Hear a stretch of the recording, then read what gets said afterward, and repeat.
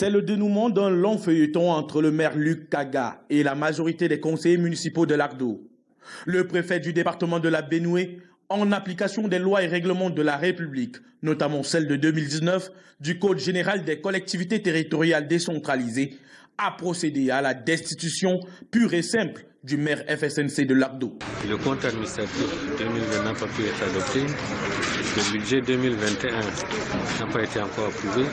Donc, tous ces facteurs ont fait en sorte que cette commune est totalement bloquée. Nous avons donc rendu compte à la hiérarchie à nouveau. Et M. le ministre de la décentralisation et du développement local a donc donné l'approbation pour la tenue de cette session extraordinaire. Nous l'avons tenue. Et conformément à la législation en vigueur, le maire s'est exprimé. Les conseillers ont donc décidé, par délibération, de destituer le maire. La salle des actes de cette commune a vu se tenir cette session extraordinaire sous tension. Le maire est remplacé par le premier adjoint après le huis clos tenu par l'autorité administrative.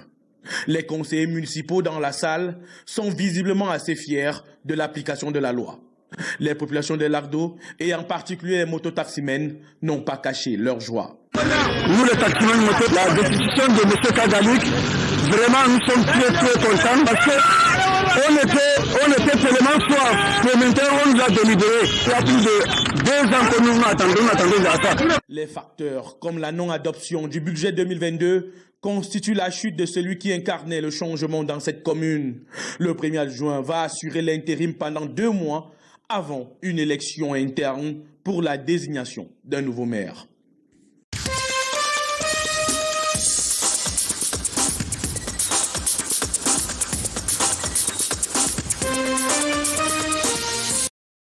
Elle prépare la célébration de la journée consacrée à la femme.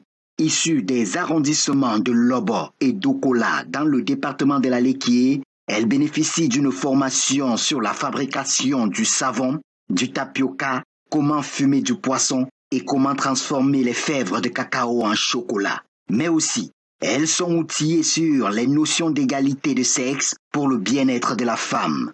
Nous amenons les femmes à se former pour la mise en œuvre des activités génératrices et de revenus. Elles peuvent se débrouiller à ramener un plus dans la famille, dans la société. La thématique de cette année pour la célébration de la 37e édition de la Journée internationale de la femme parlait de l'égalité homme-femme pour un développement durable. Nous avons donc pensé que nous ne saurions parler d'égalité homme-femme si au niveau de la dimension politique de la femme camerounaise et celle de Kola en particulier, elle n'était pas suffisamment outillée. Mobilisée à Lobo et à Okola pour cette formation qui vise l'autonomisation de la femme et leur prise en charge, elles annoncent déjà les couleurs de la future célébration. Elles vont bénéficier de la formation de jus de manioc, formation de tapioca, formation de cuisson de pem. Nous avons également eu à les former en élevage d'escargots, en transformation du piment en liquide. Tout ceci pour quelle raison?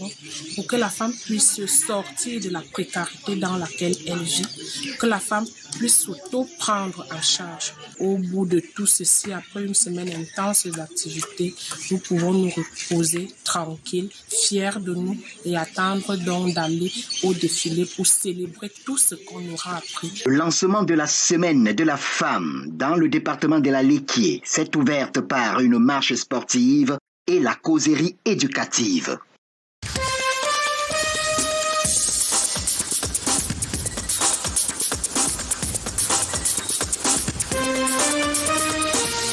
Le 8 mars prochain, les femmes célébreront la journée internationale à elles dédiée. À Edea, dans la Sanaga maritime, c'est la prison principale qui sert de cadre aux activités préparatoires.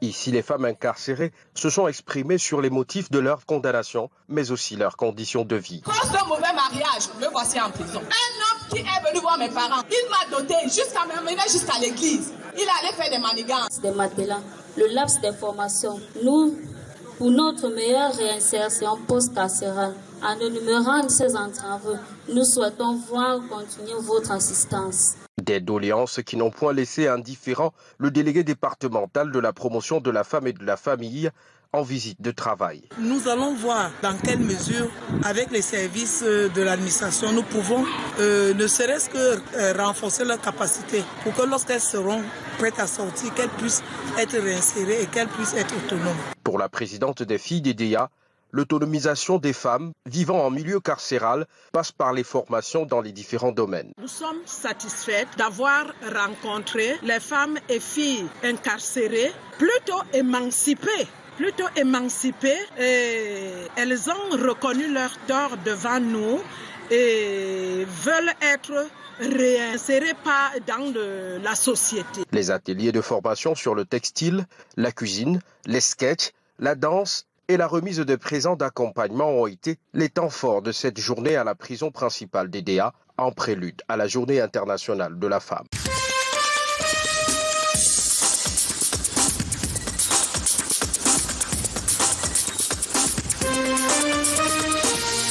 37e édition de la Journée internationale des droits de la femme. Ici, on mise sur l'entrepreneuriat. Des femmes, en général, et celles déplacées du nord-ouest et du sud-ouest, ont bénéficié d'une formation de renforcement de capacité en matière de tenue de la comptabilité élémentaire des entreprises. Un concept qui va en droite ligne avec un programme de l'autonomisation financière des femmes qui permettra à ces dernières de se prendre en charge. Je pense que c'est un plus pour ces familles qui, j'ai dit, avaient perdu le sourire, de se retrouver en famille et chez eux. Parce que partout où les Camerounais sont, ils sont chez eux. Au cours de cette formation qui a connu la participation d'une trentaine de femmes, plusieurs conseils, stratégies, techniques ont été développés pour remédier aux difficultés que rencontrent ces dernières dans leur gestion financière. Des responsabilités, que la femme puisse faire ce que l'on peut faire et surtout beaucoup plus que vous soyez solide sur le plan socio-économique. Donc nous avons pris 2 cas de registre. Le registre de stock, tout ce que vous achetez pour une période, vous écrivez dans le registre. Elle m'a aussi appris qu'il existe 3 types de registres que je dois désormais gérer mon entreprise avec. C'est-à-dire les dépenses, les revenus et puis les dettes. Une formation initiée par le maire de la commune de Baganté, qui a été riche en échanges. Les femmes sont un acteur important du tissu économique de notre vie. Donc nous devions avoir un atelier qui nous permettrait de voir comment faire le management de leur activité économique. Après l'apprentissage, elles recevront ce 8 mars un diplôme de participation à la place des fêtes des mains du préfet Djundé.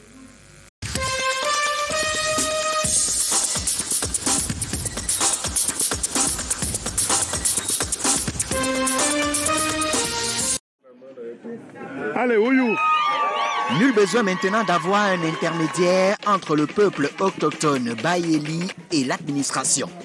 Leur représentant a été installé ce 3 mars 2022 par le sous-préfet de Bipindi, Isidore Chofo, en présence de l'ambassadeur des États-Unis. Après la réflexion, on a donné la possibilité aux Baguélés eux-mêmes de se retrouver au village et de nous présenter qui était leur porte-parole, ce qui a été fait. Et aujourd'hui, nous nous sommes fait le devoir de venir présenter ce porte-parole à la communauté tout entière, au chef du village Bidjouka. Les Bayeli vont désormais siéger à la table des prises de décision à leur sujet, surtout de la sécurisation de leur territoire. Ceci étant l'un des points du projet de création de la chefferie traditionnelle de 3e degré chez les autochtones Bayeli dans la région du Sud, département de l'Océan. Je suis tellement heureuse que tout se passe dans les bonnes conditions et que les Bayeli enfants ont leurs représentants, ont leur chef qui va le représenter dans l'administration. La sécurisation du territoire et la création d'une chefferie traditionnelle vient à point nommé et permettra de sortir de la forêt. Je vais appuyer sur l'agriculture dans mes 4 communautés pour que tout le monde de la communauté, chacun de nous, n'est-ce pas, puisse avoir un champ dans la culture vivrière, au manioc, au macaroni, au plantain pour cette année-ci. Ce serait ma première mission sur le terrain. Ainsi, les Bayélis auront désormais leur territoire bien délimité et le pouvoir des décisions sur la table des chefs.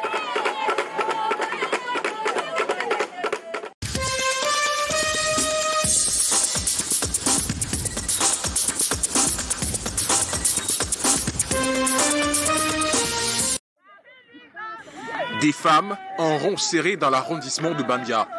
Elles ont entamé une marche sportive aux premières heures de la matinée. Une cinquantaine de femmes conduites par le sous-préfet qui ont achevé par des exercices physiques. Le thème de la journée nous anime les femmes. Et nous disons d'abord en premier lieu merci au président de la République, chef de l'État, qui a pensé, qui a toujours rêvé à mettre les femmes, à pousser les femmes au même pied d'égalité que les hommes. Nous nous sentons très bien la forme hier et on se prépare vraiment pour la journée du 8 mars. Ça c'est pas donné. Le président nous a accordé, nous allons le faire, nous allons les montrer de quoi nous sommes capables. Cette marche sportive rentre dans le cadre des activités de la 37e édition de la Fête internationale des droits de la femme. Le chef de terre demande aux femmes d'être responsables et contribuer au développement du pays. Je voudrais appeler des dames pour comprendre que quand on dit égalité, c'est égalité pour rester derrière des hommes, pour les pousser, nous tous, pour travailler, pour faire développer des familles, pour faire développer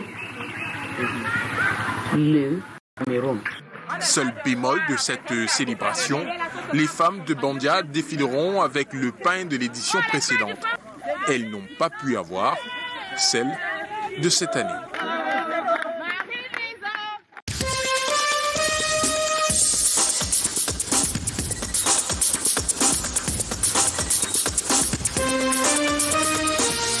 C'est un incubateur de 100 jeunes chercheurs et innovateurs qu'est le projet d'excellence en production d'innovation technologique en agro-industrie de l'Université de Ngaoundéré.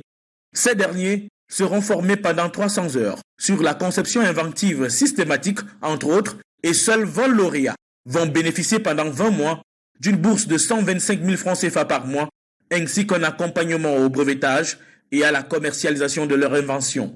Le lancement de ce projet au campus de Don a généré de nombreux espoirs. Le projet en est à son 3e mois d'implémentation. Il a démarré le 15 décembre 2021. La cible, c'est les jeunes, les femmes. Dans cette 20 innovations, on voit au moins 5 à 10 entreprises. Donc quand on parle d'entreprise, qu'est-ce qu'on parle d'employabilité, c'est-à-dire l'accompagnement du chef de l'État, parce que nous tous on avait suivi, on avait dit 600 000 emplois au cours de l'exercice 2022. C'est que la recherche universitaire au Cameroun ne produit que des diplômés. Paradoxalement, plusieurs régions connaissent l'insécurité alimentaire. La malnutrition infantile et les pertes post-récolte contrastent avec le florilège d'ingénieurs qui sortent des universités et grandes écoles. L'accent n'est pas mis à la valorisation entrepreneuriale. Le projet Pepita UN veut changer la donne. Le savoir identifier des problèmes et le savoir chercher les solutions à ces problèmes-là. C'est ce genre de projet qui peut maintenant apporter un plus à ce que les étudiants font en classe. Ce projet est mis en œuvre avec le soutien, entre autres, de l'Institut de la francophonie pour le développement durable, organe subsidiaire de l'Organisation internationale de la francophonie.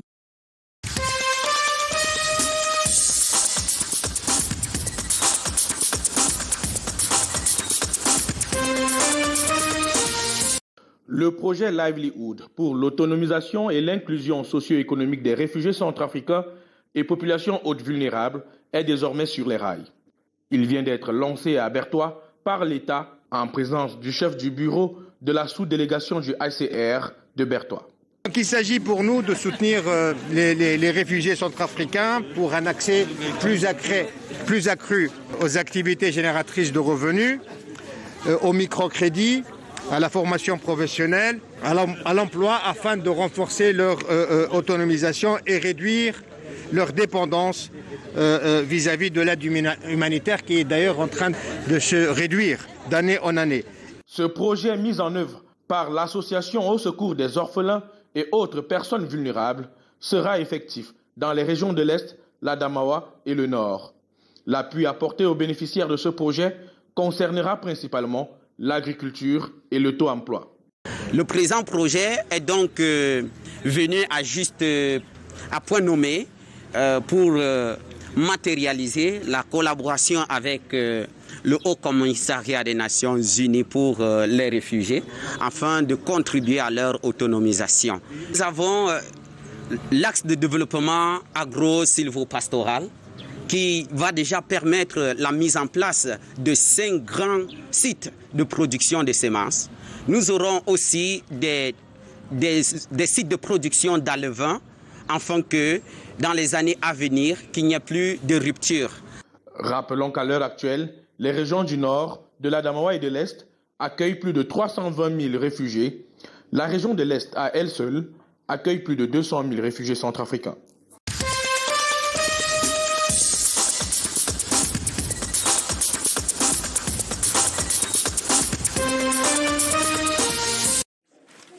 Monsieur le directeur, installé sur son bureau d'un autre genre, a même la véranda.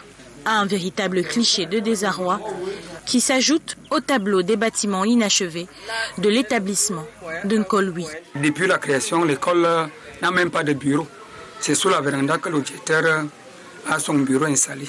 Je demande à l'État de nous aider à construire d'autres salles de classe puisque maintenant les classes sont jumelées.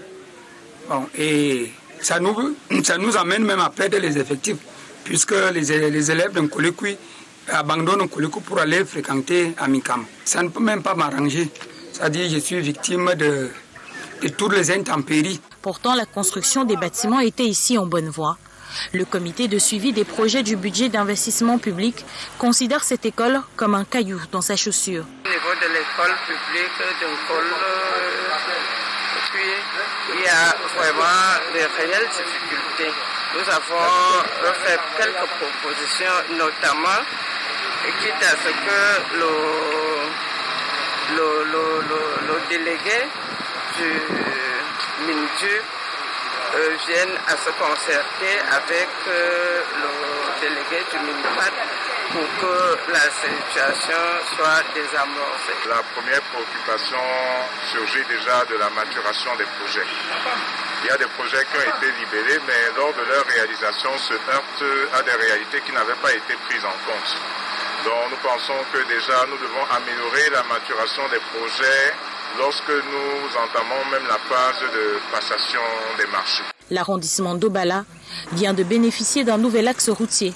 Des projets tels que la construction des écoles et forages dans les 9 communes sont enregistrés. Ça traîne pourtant à Kolwiki. Les responsables sont invités à presser le pas.